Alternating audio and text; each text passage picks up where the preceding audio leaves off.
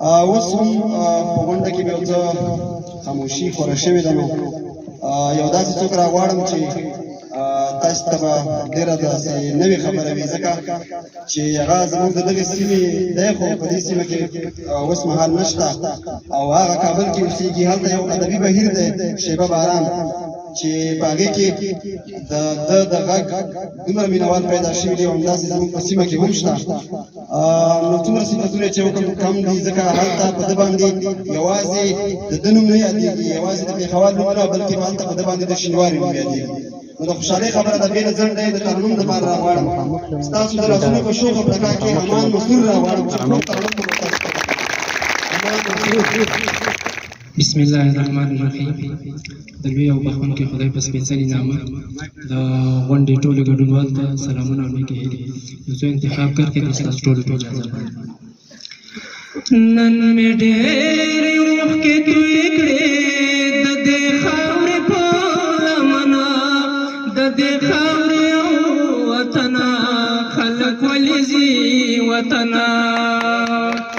نن مې ډېرې اوښکې تویې کړې د دې خاورې په لمنه، د دې خاورې او وطنه خلک ولې ځي وطنه.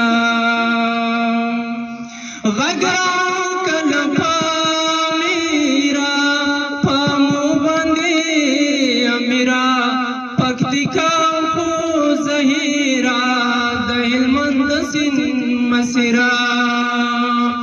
غږ راکړه پامیرا په مو باندې امیرا، پکتیکا خو زهیرا د هلمند سیند مسیرا. لدې غرو کوي پوښتنه، لدې سیمو کوي پوښتنه، د دې خاورې او وطنه خلک ولې ځي وطنه. نن مې ډېرې اوښکې تویې کړې د دې خاورې په لمنه، د دې خاورې او وطنه خلک ولې ځي وطنه.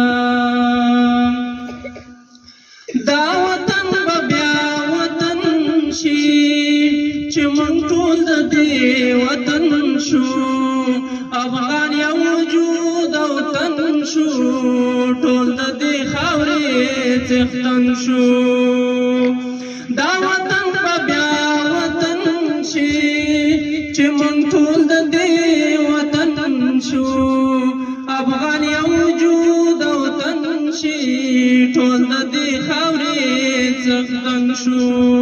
خپل سیندونه راپخلاکو په دې زیرمو شو واکمنه، د دې خاورې او وطنه خلک ولې ځي وطنه. له دې دنګو ونو غواړه نن مې وسیوری دواړه، د وږمو جامې په غاړه غېږه غېږه ټول راوړه.